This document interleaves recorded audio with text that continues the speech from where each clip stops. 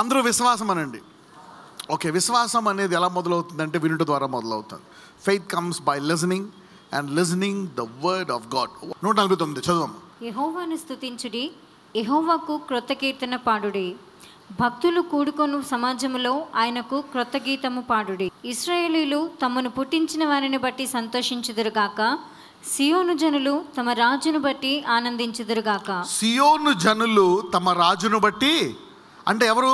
నేను ఎప్పుడు చెప్తా ఉంటే ఇది మటుకు మర్చిపోకూడదు. సియోను అన్న, కొండ అన్న, యెరూషలేము అన్న, ఇజ్రాయేల్ అన్న, సంఘము అన్న, పర్వతం అన్న, దేనికి సంబంధించి మాట్లాడుతున్నాడు దేవుడు?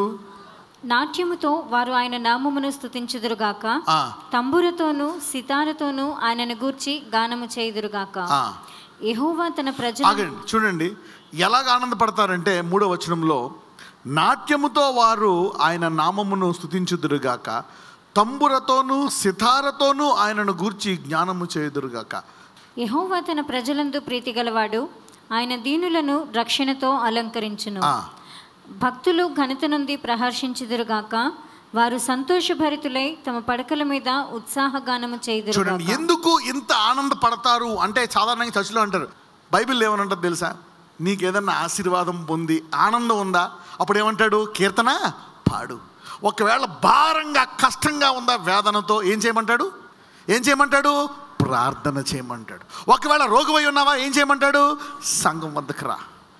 సో సందర్భాన్ని విడిచి దేవుడికి కూడా తెలుసు నీకు అంతా కష్టాల్లో బాధల్లో డ్యాన్స్ చేయమంటాడ. No, he will not worship. దావీదు గొర్రెల కాపరి, అందరికంటే తృణీకరించబడి అతి బలహీనమైనటువంటి ఉద్యోగము, ప్రాధాన్యత లేనటువంటి ఉద్యోగము దావీదుకి ఇవ్వబడ్డది. ఎక్కడో ఎడారిలో గొర్రెలు కాసుకొని రావాల్సినోడు ఆ గొర్రెలు బోతు కత్తిరించి అమ్మి ఆ డబ్బులు తెచ్చి డాడీకి ఇవ్వాలా. ఓకే, వాళ్ళ డాడీ రోజు తిడతా ఉంటాడు, ఎందుకు పనికిమాలినోడు నువ్వు, వేస్ట్ గాడు, అనవసరంగా. చూడు పెద్దవాళ్ళందరూ వాళ్ళ రాజు దగ్గర, ఈ రాజు దగ్గర వాడేమో సెకండ్ కెప్టెన్, వీడు రాజు గుమ్మం దగ్గర చౌకీదార్, ఇప్పుడు ఏదో వచ్చింది కదా అలాగా. వీడు రాజు దగ్గర భటుడు, వీడు రాజు దగ్గర ఇదే అని చెప్పుకున్నాడు అనమాట. చూడు రాజు రథానికి వీడు మంచి సారథి అని ఇలాంటివన్నీ చెప్పి టార్చర్ చేశాడు దావీదుని కొన్ని సంవత్సరాలు వాళ్ళ ఇంట్లో వాళ్ళందరూ. అటువంటి దావీదు డైరెక్ట్గా రాజు అయిపోతే ఆ మందసం ముందు డ్యాన్స్ అయ్యి ఏం చేస్తాడు? అప్పుడు కొత్త కీర్తన పాడుతూ డ్యాన్స్ చేస్తాడు. When God changes your position you rejoice. అన్ని కష్టాలు ఉంచుకొని మర్చిపో, డ్యాన్స్ అయ్యి పాట పాడంటే రాదు. ఇట్ కెనాట్ కమ్, భారం నుంచి రాదు. ఓకే, ఒకవేళ అలాగ రావాలంటే కూడా అది కూడా సాధ్యమే. అలా రావాలంటే ఏం చేయాలంటే పరిశుద్ధాత్మ చేత సంపూర్ణంగా నింపబడి ఉండాలంట. ఎలా ఉండాలంట? జ్ఞానమునకు మించినటువంటి శక్తిని ఆవరించాలంట. చూసారా, అప్పుడప్పుడు ఒకళ్ళ మీద దయ్యం ఆవరిస్తుంది, వాళ్ళకి ఏమైనా తెలుస్తుందా? ఏం తెలియదు. ఓకే, ఏదో మాట్లాడతారు, కింద పడతారు, దొరుకుతారు, బట్టలు ఎలా పోతాయి, అసలు ఏంటనేది తెలియదు వాళ్ళకి. అలాగ పరిశుద్ధాత్మ నిన్ను ఆవరిస్తే నీ అన్నీ మర్చిపోతే అప్పుడు నువ్వు డ్యాన్స్ చేసి పాడగలవేమో. పౌలు శీలలాగా వాళ్ళు ఏం చేస్తారు? చెదగొట్టేసి చెరసాలో పడేసి చేతులు కాళ్ళు కట్టేస్తే ఏం చేస్తారు? ఇద్దరు పాటలు పాడతారు. అంటే ఆత్మ చేత వారు సంపూర్ణంగా నింపబడిన, it has taken over their body. So అలా అయితేనే సాధ్యము, సాధారణంగా ఇలాగైతే సాధ్యం అది కాదు. సో ఓకే, రైట్, చదువమ్మా. భక్తులు ఘనత నుండి ప్రహర్షించుదురుగాక, వారు సంతోషభరుచులై తమ పడకల మీద ఉత్సాహగానము చేయుదురుగాక. వారి నోట దేవునికి చేయబడు ఉత్సాహ స్తోత్రములున్నవి, అన్యజనులకు ప్రతిదండన చేయుటకు. చూడండి ఇంతకీ ఎందుకంటే వారికి ఘనత, ఎందుకంటే ఎంత డ్యాన్స్ చేస్తున్నారు, ఎందుకంటే ఎంత ఉత్సహించి పాడుతున్నారు? ప్రతిదండన చేయుటకు, ప్రజలకు శిక్షించుటకును, గొలుసులతో వారి రాజులను, ఇనుప సంకెళ్లతో వారి గనులను బంధించుటకు, విధింపబడిన తీర్పు వారి మీద నడుపుటకును వారి చేతిలో రెండంచులు గల ఖడ్గమున్నది. అంటే బైబిల్ ఎవరెవరి చేతిలో ఉందో, ఎవరెవరైతే ఈ వాక్యం ఇక్కడ వింటున్నారో వాళ్ళందరికీ అధికారం ఇచ్చేస్తారంటే, వారి రాజులను బంధించడానికి వారు గనులను గొలుసులతో ఇటుకెళ్ళంటారా, ఎలా చేయండి అంటారంట. పక్కన చెప్పండి, బైబిల్ పట్టుకోవడం ఆషామాషి కాదనండి. ఎవరైతే ఈ వాక్యాన్ని పట్టుకొని ఈ వాక్యాన్ని నేర్చుకుంటున్నారో మీరందరూ యుగయుగములు కాబోయే తిరుగులేని, ఓటు లేని నిత్య రాజులు మీరు. విధింపబడిన తీర్పును వారి మీద నడుపుటకును వారి చేతిలో రెండంచులు గల ఖడ్గం ఉన్నది. ఆయన భక్తులు అందరికీ ఘనత ఇదే. పక్కన చెప్పండి, నువ్వు నమ్మినా నమ్మకపోయినా నీకు ఇది ఘనత అనండి. చూడండి, ఎవరైనా ఇప్పుడు ఇళ్లలో పనిచేసుకునే వాళ్ళు ఉన్నారనుకోండి ఇక్కడ, లేక కూలి వాళ్ళు, ఇంకేదైనా ఇలాంటి చిన్న చిన్న పనులు చేసుకుని ఉన్నారనుకోండి. మీరు బైబిల్ చదువుతున్నారు అనుకో, మీరు అనుకోవచ్చు ఏదో పర్లకానికి వెళ్తాం, దేవుడు ఏదో నాకు కొంచెం రోజు కూలి దొరికేస్తాడేమో, ఏదో నాకు ఒక పూట కూడా చూడు ఆడికి 2 పూటల నుంచి 2 రోజుల నుంచి వాడికి కూలి నాకు రెగ్యులర్గా వస్తుందని నువ్వు దేవునికి స్తోత్రం చెప్పుకుంటావేమో. కానీ నీకు రాబో ఘనత ఇదే. నువ్వు రాజువైనా అదంతా టెంపరీగా జరిగిపోయేది అనమాట. ఇది ఎంతమందికంట?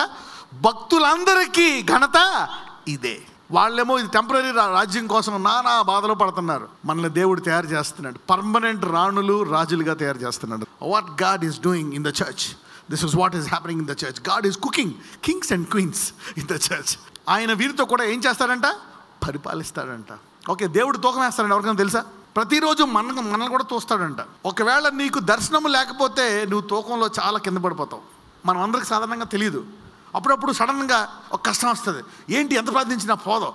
ఏంటి ప్రభు అంటే, నువ్వు తూకంలో కొంచెం లైట్ అయ్యావు అంటాడు. ఏంటిది, నువ్వు ఇలా కూడా చేస్తావంటే, నేను ఇలాగే చేస్తాను అంటాడు. 2 చోట్ల ఏమంటాడో తెలుసా? హెబ్రూల్లో అంటాడు, తర్వాత యోబు కూడా అంటాడు, నరపుత్రుని నీవు దర్శించుటకు ఏ పాటివాడు. ప్రతి ఉదయమున నీవు అతన్ని ఏం చేస్తావంట? దర్శిస్తామంట. హెబ్రూల్లో ఏమంటాడంటే, he visits you and he tries you every moment. ప్రతి గడియ నేను దర్శిస్తానండి. వీడేమన్నా మారతాడా? వీడేమన్నా నా గురించి ఆలోచిస్తున్నాడా? వీడికి జగత్ పునాది మునిపిన ప్రణాళిక వీడికి ఇవ్వడానికి వీడేమైనా నా వైపు తిరుగుతున్నాడా? స్పెషల్గా ప్రార్థన చేద్దాం ఏమైనా నిర్ణయించుకున్నాడా? వాడి బలహీనతలను జయిద్దామనే దర్శనం ఏమైనా కలిగి ఉన్నాడా? లేకపోతే నా గురించి ఏదైనా స్పెషల్ తీర్మానం చేసుకుంటున్నాడా? దేవుడు ఇలా ఆలోచిస్తాడు. బట్ స్టిల్ ఆయన కృప గలవాడు. But still will see Job 7:17. Okay, మనుష్యుడు ఏ పాటి వాడు అతని ఘనపరచనేలా, అతని మీద మనుష్యుడు ఏ పాటి వాడు అతని ఘనపరచాలి. అంటే దేవుడు నీవు ఈ రోజు ఈ స్థితిలో ఉన్నావంటే నువ్వు అనుకోవచ్చు, ఏంటి దేవుడు నాకు ఏం చేయట్లేదని. లేదు, ఆయన నిన్ను ఘనపరచడానికి సిద్ధంగా ఉన్నాడంట. God wants to bring honour to you. ఎప్పుడు కూడా నేను ఘనపరుద్దాను. అందుకనే నువ్వు అదే రూట్లో, అదే మార్గంలో, అదే తలంపులతో, అదే బుద్ధితో ఉన్నావు అనుకో.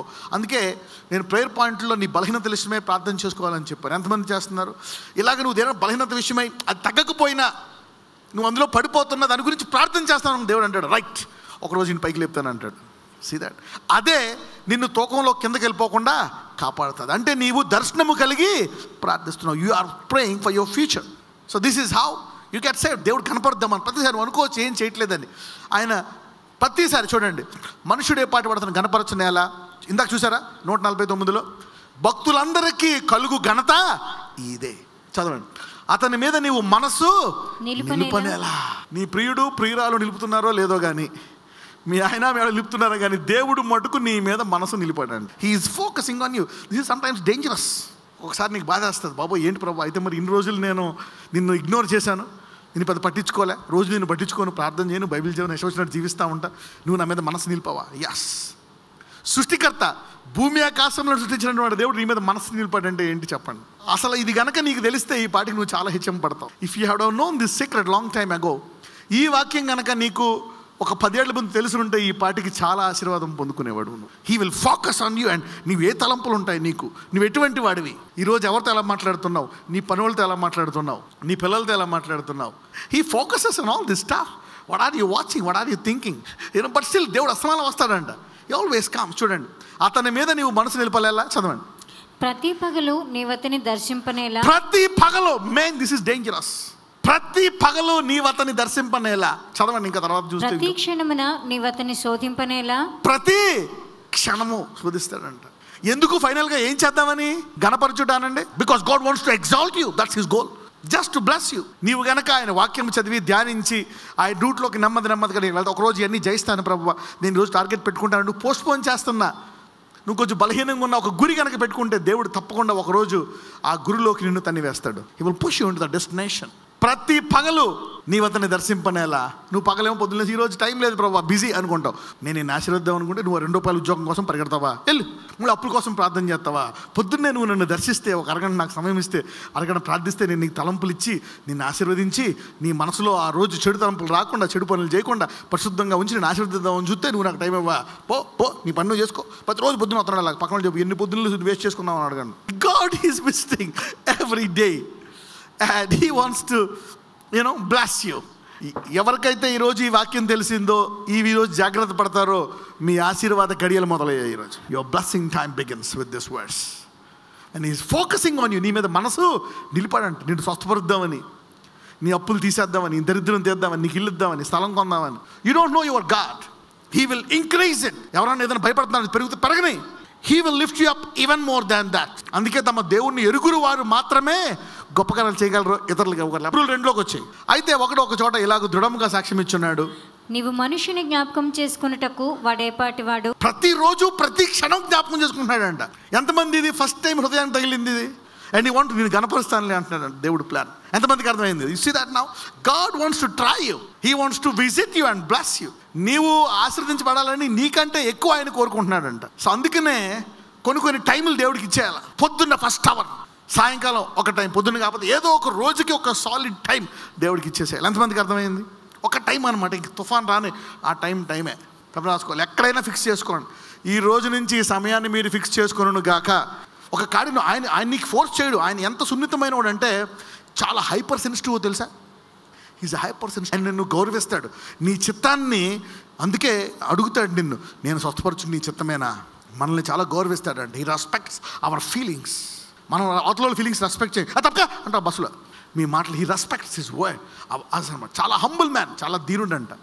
చూడండి, శిష్యులను వాళ్ళ పాదములు టవలెత్తి చేశాడంటే సృష్టికర్త. ఆయన మాటల్లో ఫుల్ ఆఫ్ గ్రేస్ అంట, కృపతో నిండినటువంటి మాటలు మాట్లాడతాడంట ఈ దేవుడు. You know he is a very sensitive గా. కాబో వీరులు అనమాట. You are the future kings and queens who are going to be blessed. So hold on to your faith. కాడి అనండి. ఎంతమంది కాడి పెట్టుకుంటారు? ఆల్రెడీ పెట్టుకున్నారా లేదా? విశ్వాసము అనండి. సాధారణంగా మనం విశ్వాసము ద్వారా స్వస్థత పొందుకుంటాం, విశ్వాసం ద్వారా దేవునికి ఇచ్చే ఆశీర్వాదాలు పొందుకుంటాం, విశ్వాసం ద్వారా కొండను చూసి పో అంటే దాన్ని పొమ్మంటాం, విశ్వాసం ద్వారా అనేక అద్భుతాలు చేసుకుంటాం, విశ్వాసం ద్వారా మనం ప్రార్థించి అనేకమైనవి చేసుకుంటాం. ఎంతమంది ప్రార్థనకు జవాబు చూసారో ఒకసారైనా మీ జీవితంలో? Everybody has seen a kind of answer. అధిక విశ్వాసము అనండి. అధిక విశ్వాసం ఏం చేస్తుంది? బైబిల్లో ఉదాహరణకి శతాధిపతి ఉన్నాడు, ఇటలీ దేశపు శతాధిపతి. అతను అసలు యాక్చువల్గా అతని కొరకు దేవుడు రాలేదు. యేసయ్య తను వచ్చిన కాలంలో, తన శిష్యులు వచ్చిన కాలంలో ఇజ్రాయెల్కైనా లేకపోతే ప్రపంచం అంతటికినా? ఎప్పుడు ప్రపంచం అంతటికి?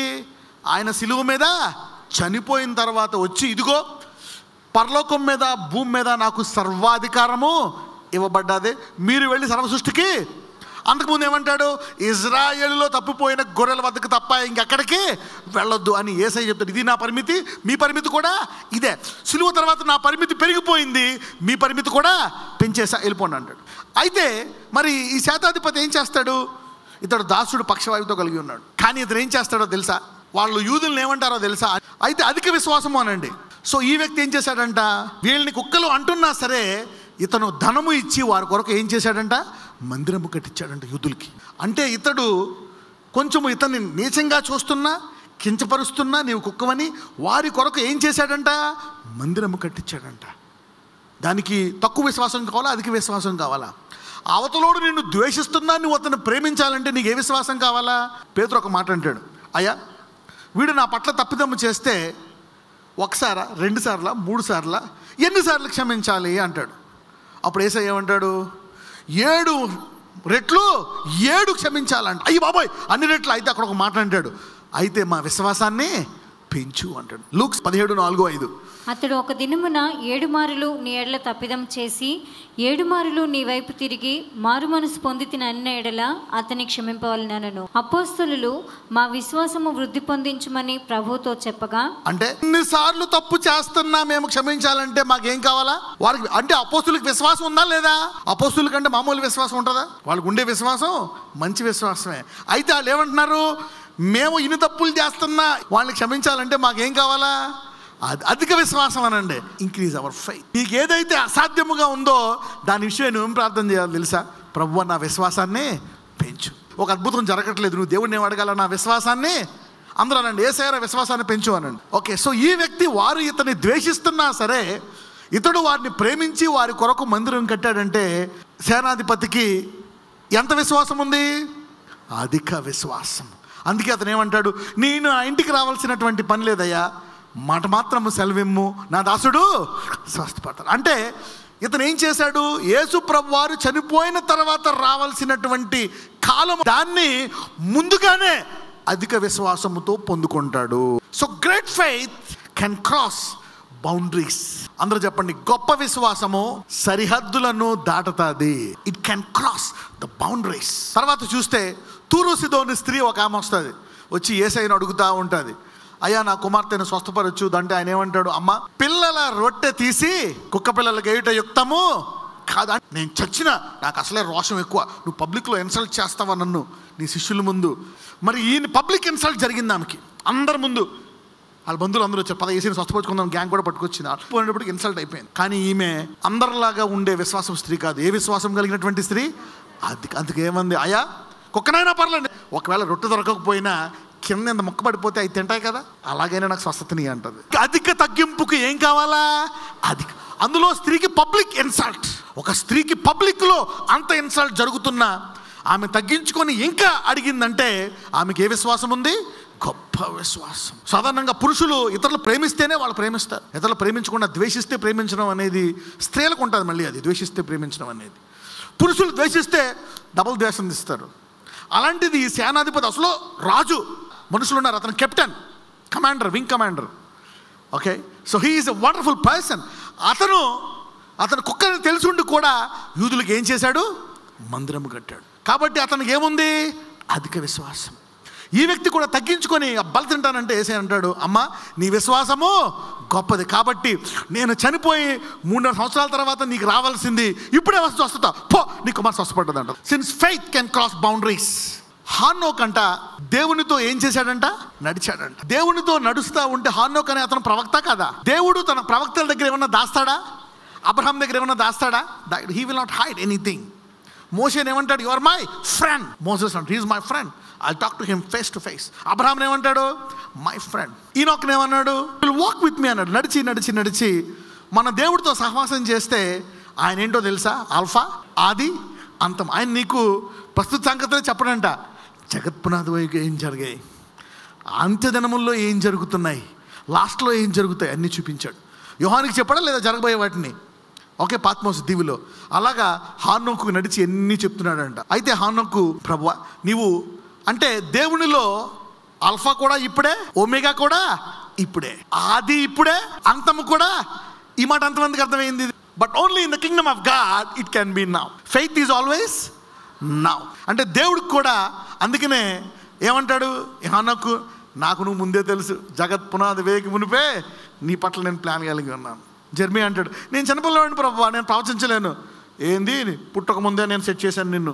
అవునా, అయితే ప్రవచిస్తాను అన్నాడు. ఎప్పుడైతే నువ్వు నీ భవిష్యత్తుని తెలుసుకుంటావు, నీ గతాన్ని తెలుసుకుంటావో నీ విశ్వాసం పెరుగుతుంది.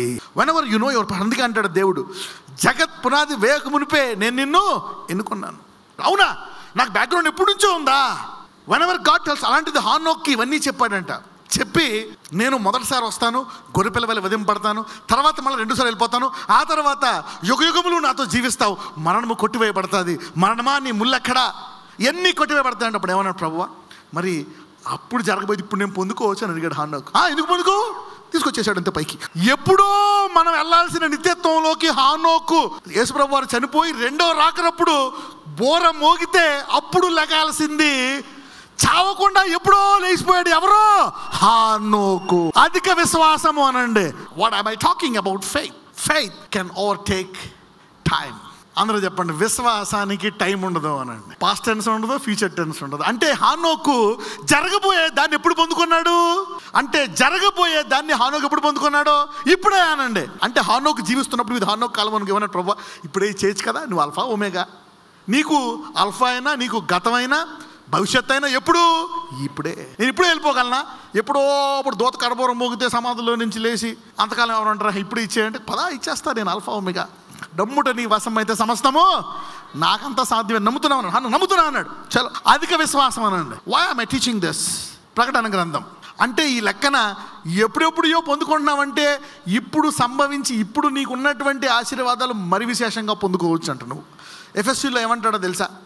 ఆయన ఆకాశమందు క్రీస్తుతో మనకు కావలసిన ఆశీర్వాదాలన్నీ పరలోకములో ఉంచాడంట.